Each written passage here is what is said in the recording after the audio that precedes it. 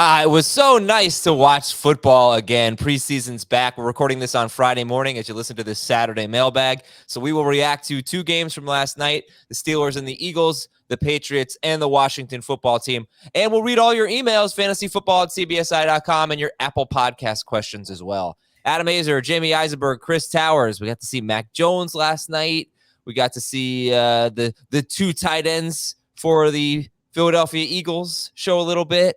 It was nice to have football back. Jamie, what stood out to you in the preseason games?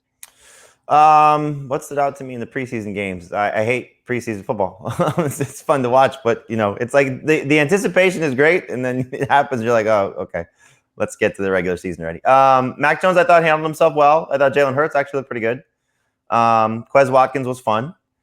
There really wasn't much to learn last night, from these games. Najee Harris had a couple runs called back by penalties, which was unfortunate. But I thought he ran well again. So it's more trying to figure out, some depth for certain situations. But Quez Watkins is definitely somebody of interest now with what this Eagles receiving corps looks like. Mm-hmm. Also kind of annoying that the Steelers starters played, or a lot of them did anyway, on offense, but not Ben Roethlisberger. So I know Chris was looking forward to seeing the new offense. I don't know if you learned anything there. Anything stand out to you in either of the preseason games, Chris? I thought Tim Anderson hitting a walk-off home run into the corn was really cool. Okay. That was primarily what I watched last night. No, I didn't see that play. I was flipping back and forth, especially early on. And the one thing that really stood out to me, not being able to see Ben Roethlisberger in this offense, I don't know if he's going to play in the preseason at all at this point. I don't think they've said anything one way or the other. He's playing in the third game. Yeah, okay. The Washington football team had 5 third downs with the first team offense, and Antonio Gibson was not on the field for any of them. Peyton Barber actually was on the field for one. I think he was on the field for the first one. I think maybe I read wrong, but I think they had 5, and it was Barber on the first one, and then McKissick on the next 4. Maybe I thought I might have seen him on the first one. If I'm wrong, I'm sorry. But that was definitely one of the things that I want to watch for in the preseason, because I think we all knew that Antonio Gibson didn't play much on third down last year. I actually looked it up.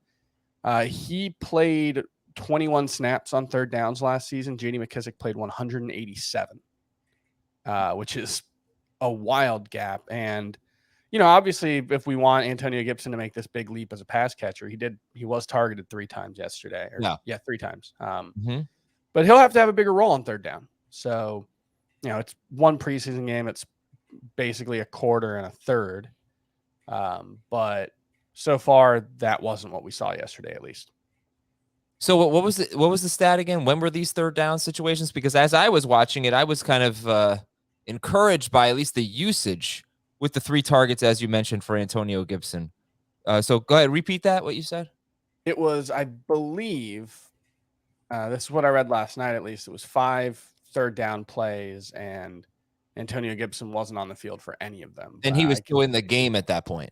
Yes. Yeah, these were with the first team offense. Okay. So he did have 5 carries and 3 targets in limited action. So that's good.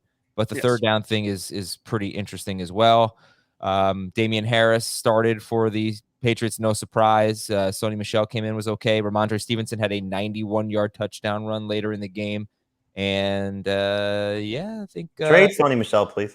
What about Zach Ertz at this point? Is he someone that, because he had 3 targets, he dropped, he had a pretty bad drop, but he had 2 catches for 20 yards on 3 targets, and I believe he had the first catch of the game for the Eagles. Jamie, is Zach Ertz someone that we should be thinking about taking if we punt on tight end, as one of our last picks? He's in the conversation if he stays in Philly. There's still some talk that they're going to try and move him, and maybe they were showcasing him last night, so you never know how that is still going to unfold. But if he's on the team, I know the talk is Goddard is going to take over the role, but if you're Philly at this point, you look at this receiving core, it's so incomplete. Devontae Smith, they hope, is going to be a star. You don't draft him 10th overall if you don't feel that way, but he's hurt. Rager, they thought was going to be good. Don't draft him in the first round if not. Hasn't materialized yet. Can't give up on him. While Quez Watkins showed some things. He's, I think, a 6th round pick. so still has, room to grow. And obviously he's very fast. But those two tight ends could still be their best playmakers and pass catchers, as things unfold if they keep them. So, yeah, I mean, we've seen these two guys coexist before. It ruins the ceiling for both. But absolutely, he should be on your radar. Like, I'll just give you an example. We did one of our leagues that we're playing out for our magazine that should be on newsstands now, I think. And I punted on tight end, and I took Blake Jarwin. And I'm looking at the waiver wire, just for options. And Zach Ertz is one of the ones that I'll consider if he's moved someplace else. B, if he's still with Philadelphia. If Jarwin is still banged up and not 100% and losing playing time to Dalton Schultz. Okay. And just go ahead, Chris. One deep sleeper I want to point out in that discussion, if Zach Ertz does get moved, they've been raving about Tyree Jackson, who's a converted quarterback who wasn't really working with the first team yesterday, but started getting involved in the third drive when Joe Flacco came in. So he's not too far down the depth chart. He's apparently having a really good training camp. And this is a team that we know wants to use multiple tight ends. So if they do move Zach Ertz, he's an intriguing, he's like 6'7", super athletic. So he's a name that's been getting brought up a lot in camp and has been seeing a few reps with the first team. Another late round running back. Never mind. to pick up or keep an eye on is Anthony McFarland. This is I don't know if he's the handcuff for Najee, because I don't know what they'll do with Snell or Balaj, whoever ends up in that role. But if something happens to Najee Harris, it seems as if Anthony McFarland, I was reading some stuff last night, was lost last year, understandably so, and seems to have got it. And Steelers' second-year running backs, that's typically when they click. If they click, again, he's not going to be the featured guy, but he could have a role. And he could have some juice if something happens to Najee during the season. Okay, now I'm going to give you two quick notes. I thought that Jacoby Myers looked like he just might be a very good player. He's a solid player. He only had, if you look at the box score, one catch for 11 yards, but he actually had a really nice catch that if they had challenged would have been overturned. It was ruled an incomplete pass. But I'm interested to see if Jacoby Myers can carve kind of a PPR roll out. We'll see if they can distribute the ball to enough players. But want to mention that. And Mac Jones, 4.6 yards per attempt. That's obviously horrible. Very conservative. But his best throw of the night was a fairly deep ball down the sideline that should have been caught for a touchdown by Christian Wilkerson. He dropped it. Would have made his numbers a little bit better. But Mac Jones, just very conservative, but played with poise, as you will read, and a good debut for him. And Cam Newton nearly died. Yeah.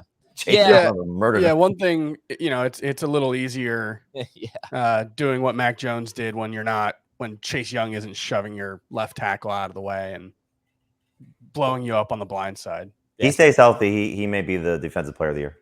Yeah, he looked really good. Okay, a spot in the 2021 Podcast League is up for bid in our St. Jude Draft Preppin' for Charity eBay store. Go to cbssports.com/eBay. Donate and bid. You want in the Podcast League? Send something creative to fantasyfootball@cbsi.com. But if you don't have anything to send, you can buy your way in, which we always encourage. cbssports.com/eBay goes to a great cause, supports St. Jude. The bidding concludes on Thursday, August 19th. And the Podcast League is Monday. I believe that is August 30th. Is that right? August 30th? Yes. Okay, at 8 p.m. Eastern. Monday, August 30th, 8 p.m. Eastern. So go to cbssports.com/eBay. We already have pushing 100 entries right now into the Podcast League. And how much has Nando donated to I don't know. For your thing? I don't know. Nando is be crazy. Nando went up to $60 on this. This is me announcing the first round picks of your draft. You can bid on that as well, up to $70. All right, benefits charity. Whoever wins that has to just put the worst team names possible. That's a good idea. All right, let's do some news and notes before we get into your questions via Apple Podcast and email. Urban Meyer is not committing to Trevor Lawrence as his Week 1 starter. Are you buying that, Jamie? No, not at all. It's the college mentality of earn your spot. It's the potential of maybe trying to drum up trade interest for Gardner Minshew. It's Minshew probably playing a little bit better in camp in some moments than Trevor Lawrence is, because he's a veteran that's been around a couple years. But it would be the dumbest thing maybe ever if Trevor Lawrence is not the week 1 starter for a team that just needs a face and needs a guy to, cornerstone, that's the guy. You don't take him first overall and play Gardner Minshew as your starter. I'm surprised Urban Meyer's not doing like helmet stickers and all the other, like, you're not on the team until you make the team kind of stuff. Because he seems to be bringing a lot of that college mentality with him. Pete was there. Pete Prisco was there. He said he's never seen a staff as large as Urban Meyer's. He has the most coaches he's ever seen. Yeah, there was a really good feature in The Athletic where he talked about how he wanted to make sure he was surrounded by experienced NFL coaches, which is it's a good sign given how different the culture is. He's got a lot of them apparently. Yeah. Who is the Houston starting running back, Chris? Mark Ingram / Phillip Lindsay, according to their unofficial depth chart was so strange that it almost looked like performance art. Like Nico Collins was like 9th at wide receiver. Deshaun Watson was 4th at quarterback, which obviously I think there's more going on there. And then, Mark Ingram and Phillip Lindsay listed as co-starters at running back. Sure. I don't know. What do we do? Do we know just not draft any of them or take Lindsay late? Or what do you do with the Texans running backs? I wouldn't pick any of them inside the top 100 at this point. They're all low upside. Like Lindsay and Johnson, I think Johnson's probably still the guy to take. They wouldn't have restructured his contract and kept him around, I think, if they weren't going to use him. But that's going to be such a bad offense. There's not going to be a lot of value in it anyway. That if they're splitting work, if it's not a clear number one guy, I don't think you're going to have a starter there. The only thing I think to maybe hope for David Johnson, and I'll say this to you, Adam, because you drafted him a lot, and people that have taken him in early drafts, best ball, whatever the case may be. This is going to be a different offense, especially if it's no Deshaun Watson, and we know that he hasn't traditionally thrown to his running backs a lot. So if you go just based on the ESPN report that we saw earlier this week of David Johnson playing more of the Duke Johnson role, and again, I'm saying this with the offense changing, if he's more of a pass-catching back, which we know he's capable of doing as he showed us at Arizona and in the 11-catch game last season, it may be a benefit to him because they're going to be chasing points and he's going to be maybe on the field a little bit more than the other two guys who may split rushing down work. So if there is reason to hope for David Johnson, it could be that his pass-catching role increases, and David Culley and the coaching staff there, they lean on their running backs a little bit more in the passing game.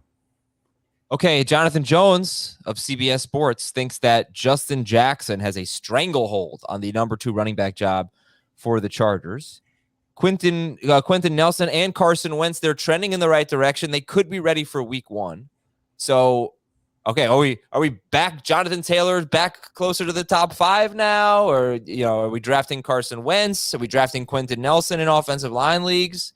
We reacted pretty strongly to the initial news that they could miss what was it, 5 to 12 weeks for Wentz.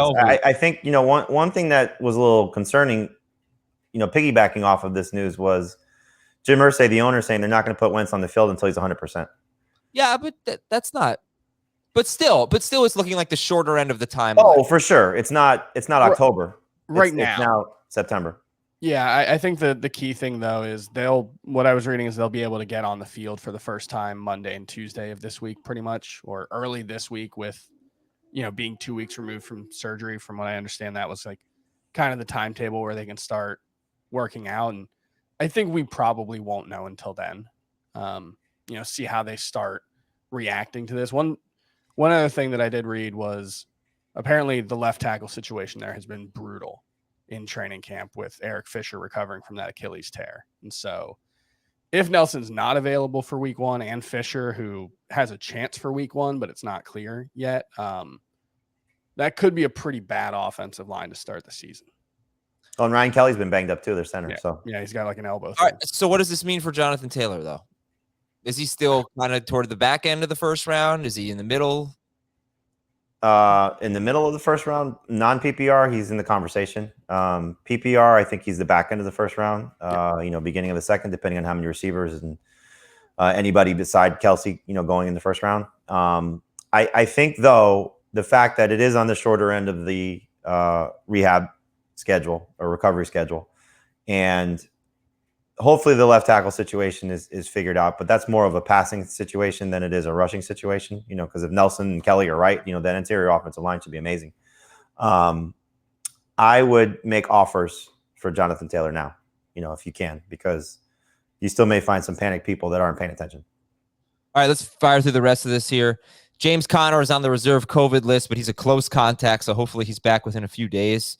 It is, according to The Athletic, more realistic that Rashad Bateman starts the season on IR than healthy and ready for week 1. Yeah. Very disappointing. Cleveland's second-year safety Grant Delpit had a setback in his recovery from a hamstring injury, and he seems unlikely to play in week 1, according to The Athletic. We've got to look at Minnesota's offensive line, especially at left tackle. They don't have Riley Reif anymore, and Christian Darrisaw, rookie out of Virginia Tech, he is recovering from core muscle surgery, and he went to see a specialist, so things not going as smoothly there, I guess. And as I was watching the Patriots game last night, their announcer kept bringing up this new rule on screen passes where offensive linemen, I guess, can't go out and cut block people. I thought that was kind of interesting, something to keep an eye on. Maybe makes the screen game a little bit less effective. Think about a screen pass. Those offensive linemen are out there in the open field kind of cutting people, and I guess you can't do that anymore. I didn't know about this new rule. So we will see we'll see it in action, I guess. Okay, Apple Podcast questions from Backman2547. He says, "Dear Aaron, Julio, Marvin, and in all caps, Daniel." Yeah, keeping up with the Joneses right there. "I have a question as it relates to drafting guys with value. There's been a lot of talk about the second-round Saquon." Yeah, Heath kind of coined him that. "And his potential value as his draft stock is currently unstable. In 2015, I had the 9th pick and consensus top 5. Eddie Lacy fell to me. I figured it was great value to end up with him there, so I drafted him. He was absolutely terrible, and he sunk my team. Ever since then, I've been hesitant to draft players who are sliding down the rankings, even if they have good value where I'm drafting. This year's case would be Saquon Barkley. I'm drafting 10th overall in a 12-team PPR league, and I'm almost positive Barkley will be there at 10. I'm probably going to pass on him there, but if he's still there at 15, is he worth taking at 15, Saquon Barkley?" I moved him up to 6, so I have no problem taking him back into the first round or certainly 15. So I'm probably the wrong person to ask. I'm always going to try and get the league winner if possible, and I think he's a league winner. Yeah, he certainly can be. If he's out there and playing something close to a full allotment of snaps in week 1, I think you got to approach him as if he's pretty much himself. We'll need to see how the rest of the preseason goes, but yeah, I've got him at 8th at running back. I haven't moved him down all that much. I mean, he did when I first did my rankings, he was number 2, and then I realized I was being a little too bullish. But no, as far as trying to find upside, you're trying to win your league. You're not trying to avoid coming in last place, and Saquon Barkley can help you do that. From Jay Battinger, grade the dynasty trade. Give up Amari Cooper and Ryan Fitzpatrick. Get Deshaun Watson and a 2022 first-round pick and Michael Gallup.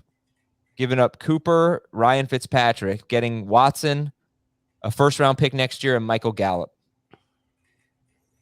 If you can afford to lose Cooper, then I like the trade, but I'd like to know what the rest of the receiving core looks like. He has Ridley, McLaurin, Deontay Johnson, and Jamar Chase. Yeah, I mean, you're buying in on Deshaun Watson playing, if not this year, next year. I hope you have another quarterback situation, but Fitzpatrick in Dynasty is kind of worthless. Gallup could be certainly interesting on a new team, and then whatever that pick turns into. So yeah, like Cooper for a 1 and Gallup seems okay. I think not if it's a late round though, late one though. Right. But this far out, I think you would want more, but it's not like horrible. So even if something does happen and Watson doesn't contribute at all this season, I think it's very unlikely he's looking at a multi-season suspension. Although we'll see. I think it's fine. All right. By the way, we're not putting any keeper. We had so many Apple Podcast questions. We probably would have done an hour and a half if we had read all the keeper questions. So, like I said, if you want to leave your Apple Podcast reviews, that's so much appreciated. Please leave a nice review with it, not just a question, but please tell people what you like about the show. as we try to hook on some more listeners and grow our podcast. But also no more keeper questions. Just can't really do them right now. This is from Colby Dog 0707. I play in a 12-team half PPR league where you start 3 receivers and 2 flex. The league is designed to make the rosters deeper, use more players, and incentivize trading. How do you think the draft strategy should change when you're starting 3 wide receivers and 2 flex and 2 running backs, by the way, in a half PPR league? This is the format Jamie and I drafted in last week for the flex league. I think the way you should approach this, and I think this is generally true in a 1 flex 3 wide receiver league, but you probably shouldn't be looking to start a running back in your flex in either spot. The most optimal approach is probably going to be to have 5 starting wide receivers, which means you guys. I think, Adam, you didn't love John Daigle's approach of taking 8 wide receivers to start his draft or whatever it was when you guys talked about it earlier this week. Oh, yeah, I hated it. But I think the logic there, getting bench wide receivers before you filled out your other spots, there's some logic there to it. You should be looking to have more viable starting options at wide receiver in a 3 wide receiver, 2 flex league than you have starting spots. But why not? But why can't your flex be a running But back? this question is in full PPR or half? No, it's a half PPR question. Yeah, that changes things. Full PPR. It changes things a little bit, but I don't think there are enough good running backs out there to be worth starting in those situations. But it depends on how you start your team, though. Sure. I mean, it's obviously going to be, who you find on the waiver wire, who you get as a late round pick that turns into, a difference making kind of player. But, to take John Daigle's approach, like he added to his bench while sacrificing 2 starting spots, so he's hoping for waivers or injuries, which will happen. And again, he's going to win this league if Aaron Jones and Ezekiel Elliott go down at any point and he has a stretch of AJ Dillon and Tony Pollard. But he's sort of handicapped himself a little bit by the way that he overextended it. Now, I think in half PPR, you can't start running backs in the flex.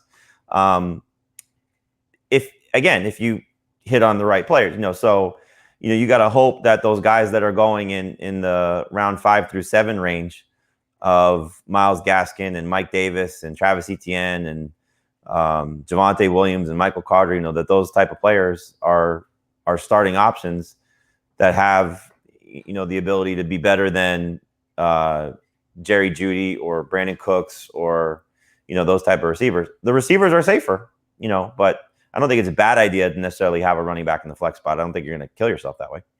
No, and you need to have some depth at running back too, because sometimes, as we all know, throughout the fantasy season, it's hard to find even 2 running backs. You get injuries, you get bye weeks and things like that. So, you got to start 2 running backs, and you need some depth there as well. I don't know. I wouldn't go completely crazy, but that was just one person doing one thing that probably nobody else is going to do. I wasn't saying that was the optimal strategy, but the idea of having more viable starting wide receivers, I think, makes sense. And well, Chris, let me ask you, what's your starting lineup in that league? Because it's similar. Time out. Your league is full PPR? Our league is half. Your league is half. Yeah. This is the same exact format. So it's the same exact thing. 3 receivers, 2 running backs, and 2 flex. 1 quarter, by the way. That draft kind of went sideways on me pretty early and ended up not taking a wide receiver until the 5th round. So, yeah. So you didn't follow your as I say, not as I teach. I've got Lamar Jackson, Alvin Kamara, and David Montgomery.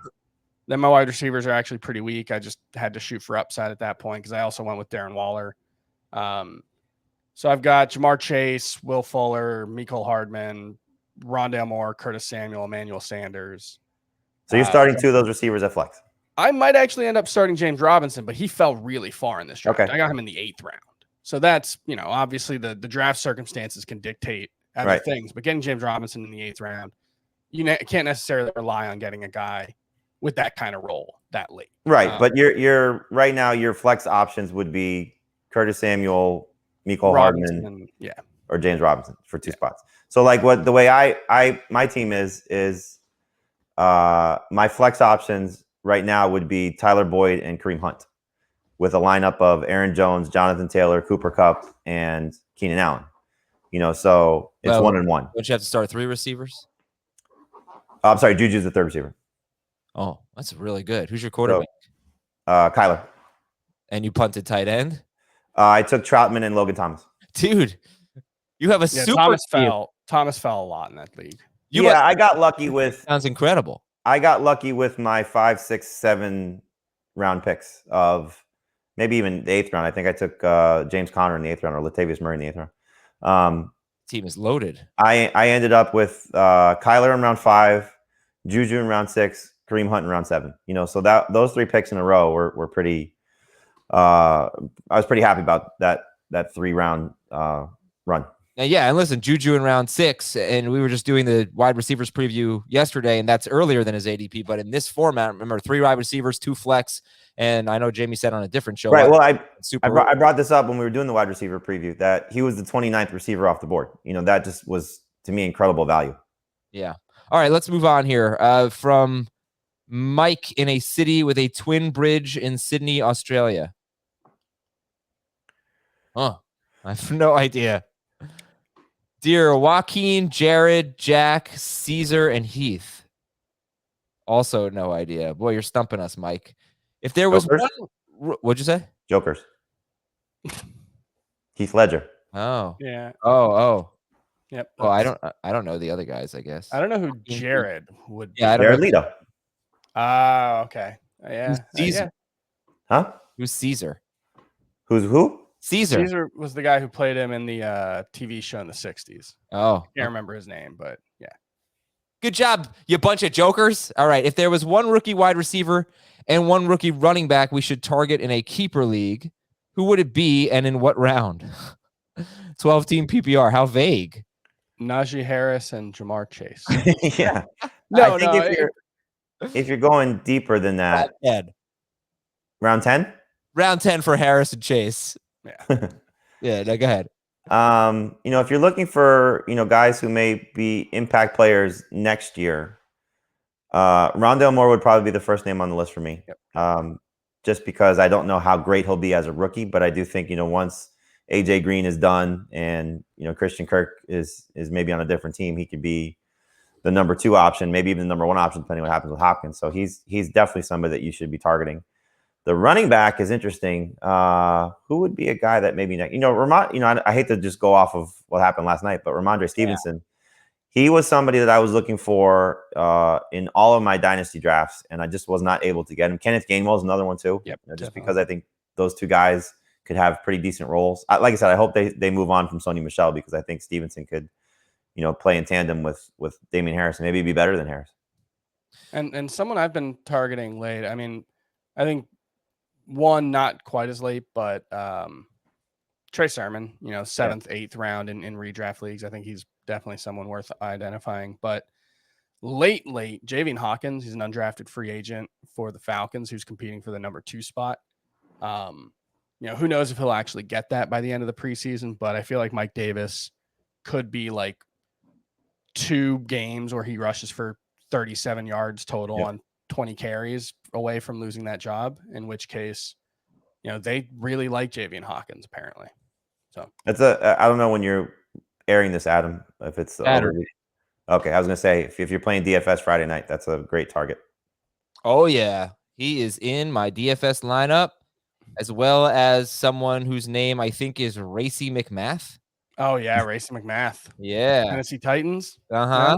Yeah. I would also put, for that answer to that question, Amon-Ra St. Brown. Apparently having a very strong training camp. Oh, he's also in my lineup. Racey McMath, Amon-Ra St. Brown. And Josh Palmer. It's a good call. Yeah. But if you're looking for a late round rookie, they love him in yes. Los Angeles. I'm glad you brought up Trey Sermon because Jonathan Jones, you mentioned him earlier, Adam, with his a report on the Chargers. He's with the 49ers. He's going to be with us on CBS Sports HQ on Friday, but he was with the 49ers on Thursday, and so he did a hit for another show, and he said that what he's hearing about Trey Sermon in San Francisco, they're talking about him like Alvin Kamara and Ezekiel Elliott. Like he's getting those type of comparisons. So I don't think it's going to be long before he's the guy for the 49ers, if that's Yeah, true. I've seen a lot of beat reporters in San Francisco talking about like the usage of him might be he's actually the starter and gets, heavier work, and then Raheem Mostert comes in and, when the defense is softened up, can break big plays. I think it'll be pretty close to even, but he is going to have a significant role. I don't know that I can think of a situation where the defense got softened up and somebody came in and broke big plays. I mean, that just seems like such a ridiculous cliche. Well, Derrick Henry does it for Derrick Henry. Every game, Derrick Henry first 3 quarters softens the defense. No, I think it's more just about the roles. I'm not that's the phrasing they use. I just think it's a dumb cliche. But all right, let's go. Let's go. We got a lot of emails to get to here. Maybe the Titans with Chris Johnson and Landell White. I just think that people, I don't know. Tiki and Brandon Jacobs. I don't believe that it actually happened. I think those guys were just good. Yeah, right. I don't think Brandon Jacobs, he wasn't being used early in the game, and then Tiki came in later to make a big play. No, probably go the other way with that. What do you mean? That Tiki was usually in the early part of the game, and then Brandon Jacobs. So what, they used Tiki to soften the defense, like the little dude? I don't think so. Well, I mean, it's not necessarily the size of the player. It's dumb. Okay, by the way, the city with a twin bridge in Australia is Bayonne, New Jersey. This is from a Cajun in South Louisiana. How does an 8-team league change your strategy for drafting quarterbacks if it's Superflex? QBs in an 8-team Superflex league. Jamie, go. The first 8 picks, there should be probably 7 quarterbacks. Okay, from R. Cody D. Are there any comps to be made or lessons to be learned from the Miles Sanders situation heading into last season versus Jonathan Taylor now? Sanders was being considered at the end of the first round before a spate of injuries to the offensive line pushed him back. So Cody is trying to draw comparisons between Miles Sanders and Jonathan Taylor. Chris, do you see him? The issues for Miles Sanders weren't rushing efficiency. He actually averaged 72 rushing yards per game on 5.3 yards per carry. He was awesome as a rusher. The problem was he just completely forgot how to catch the ball, and they lost trust in him.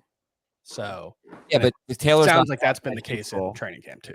Taylor's not going to have that huge role either in the passing game. So can you look at Miles? I don't know. I think the situations are pretty different. Yeah, well, there's one big similarity.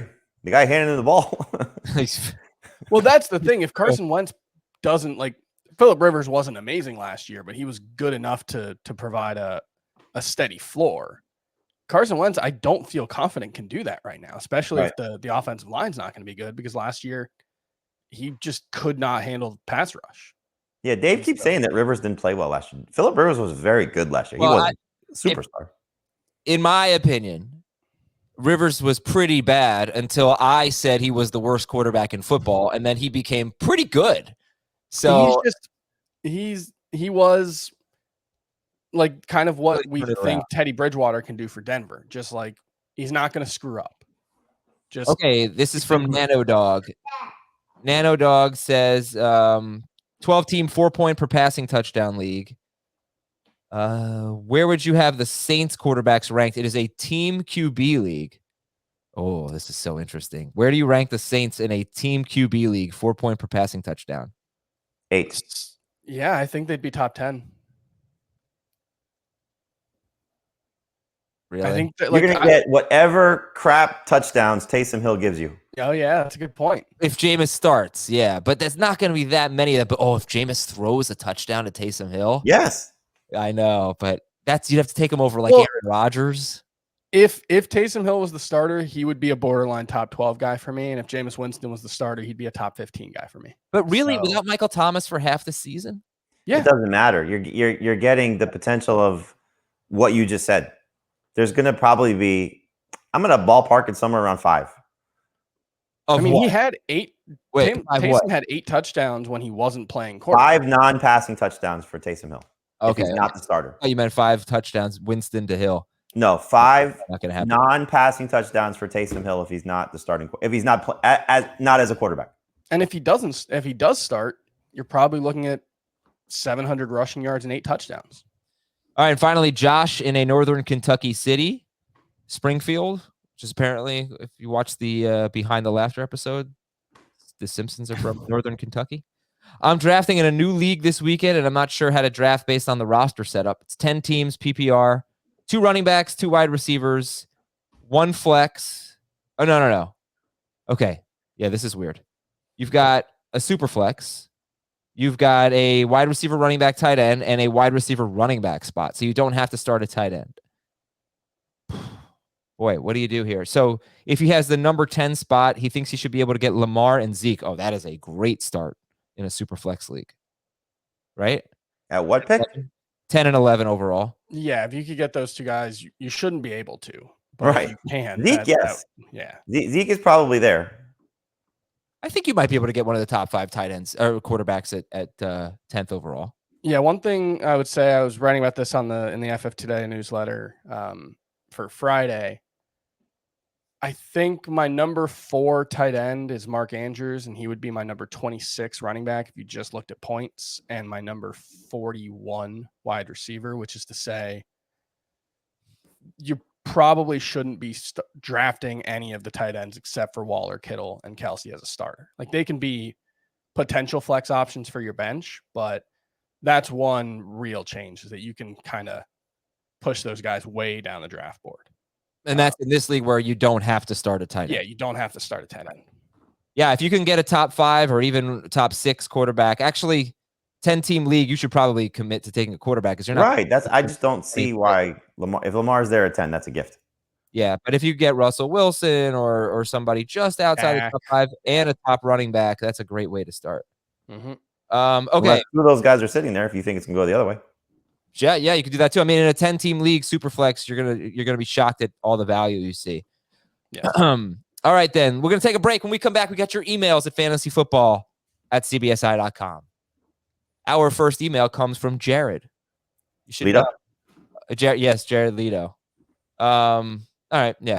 In the top, never mind what I was gonna say. In the top 200 rankings, is that based off who's projected to score more fantasy points, or a player's positional overall value, or some sort of combo? Jamie, when somebody looks at your top 200 rankings, what is that based off of?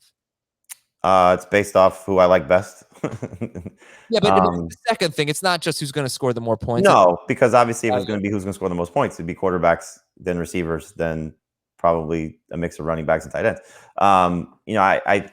It's where I think those players should go when you're up in your draft. Yeah, this is actually, I wrote about, this was the question I wrote about in FF Today on Friday.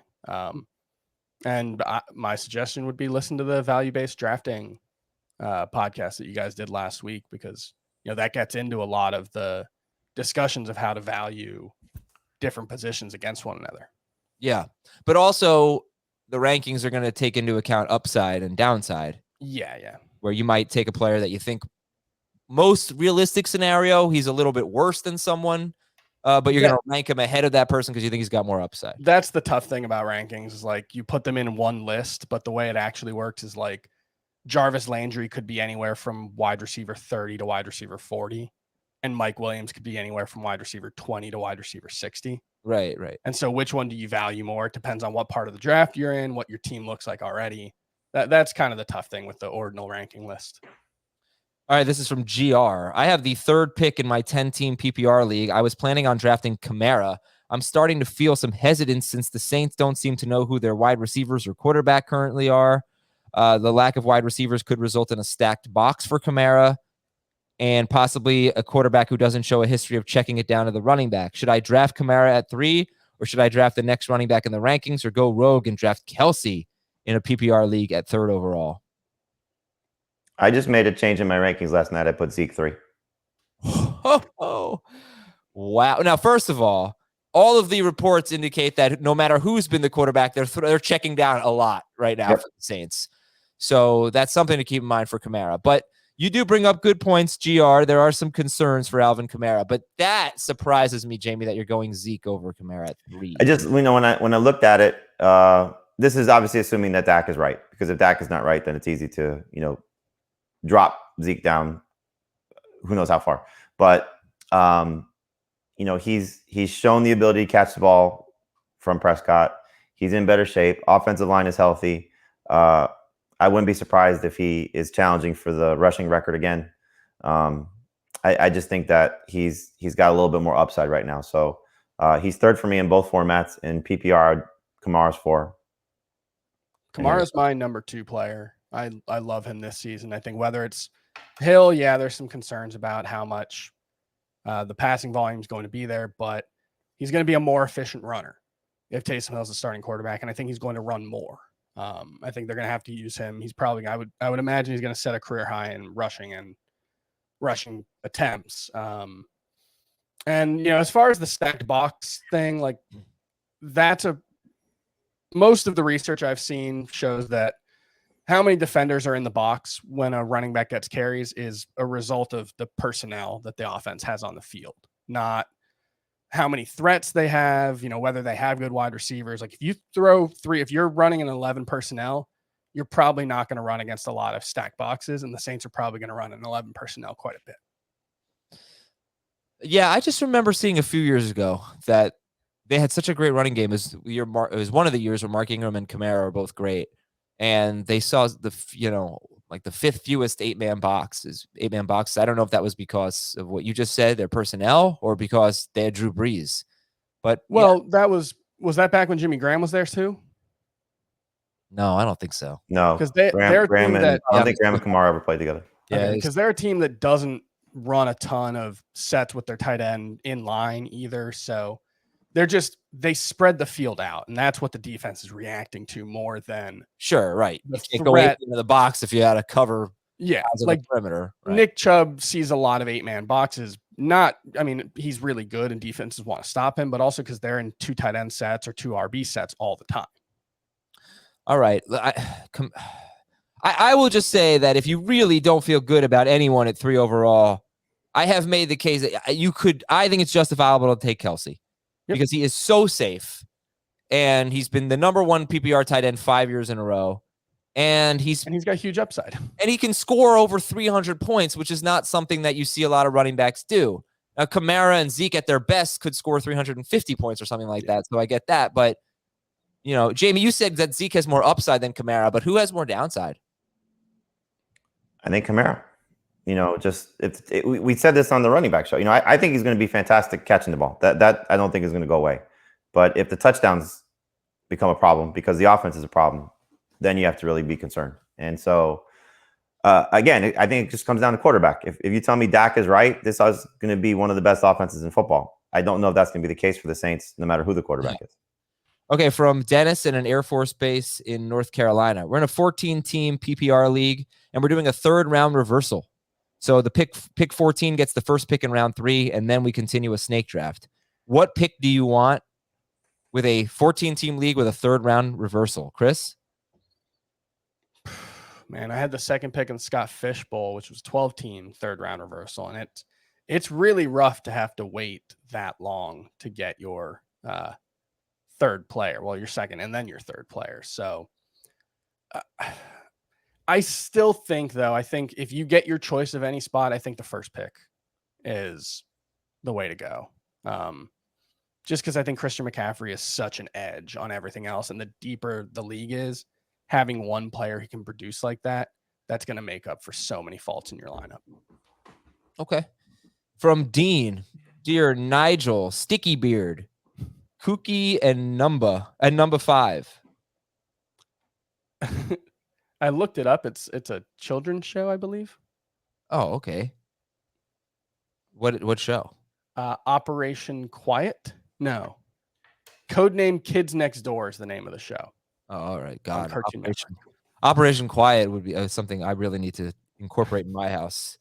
Okay, so Dean is has the 2nd pick. I have a 3-year-old that's been sitting next to me for 45 minutes. That's actually been quiet. I'm surprised. Really? I heard it once. Yeah. He's watching Wreck-It Ralph for like the 50th time. Oh, I love that movie.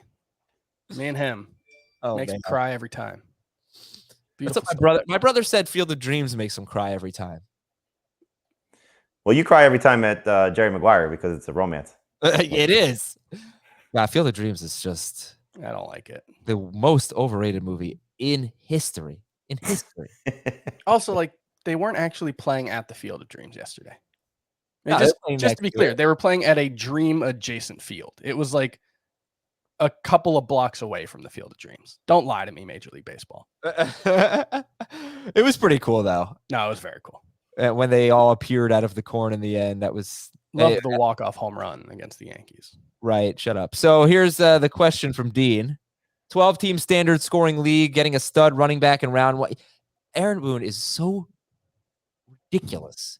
Getting a stud running back in round one, but how would you go about the 2-3 turn and the 4-5 turn with the second overall pick in a 12-team standard scoring league? Jamie, just overall, you're thinking, all right, I got Dalvin Cook in round one. It's standard scoring. What do I do with my next 4 picks?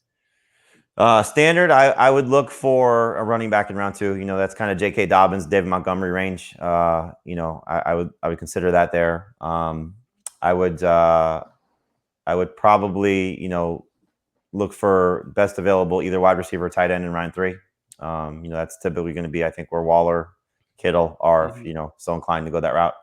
And then, you know, then I start looking wide receiver. But I try to get 2 running backs my first 2 picks if you can. First 3 picks, excuse me. Next question from Oscar. Would love a quick breakdown of the top 5 offensive lines. Who's your top 5 offensive lines? Dallas is in the conversation. New Orleans is in the conversation. Tennessee's in the conversation. Cleveland. Cleveland. Colts if they're healthy. Here's how PFF ranks it. I think New England up there now. Yep. Cleveland, Indianapolis, New England, New Orleans, Tampa Bay. Oh, let's not forget about them. Then Dallas, then the Chiefs. The Chiefs I don't know about right now. Man, the Chiefs, they pretty much turned over their entire offensive line, didn't they? Do they have 4 new starters on the line? Yes, that was right. They have 2 new tackles. They have Laurent Duvernay-Tardif back. Actually, Mike Remmers is back at right tackle. Well, the doctor's out now. Yeah, right. Duvernay-Tardif got hurt. Yeah, they signed Joe Thuney. It's Joe Thuney. Right? Joe Thuney. Yeah, Joe Thuney. So they've got a good offensive line as well. That's the Chiefs, and then the Rams come in 8th for PFF. All right, thank you, Oscar. This is from Zach. 10-team league, half PPR. I get to pick my draft spot. Does he just take first? If you have the choice, you should always take first. Pretty much every season, the first pick has the highest win percentage. Could that have been true last year?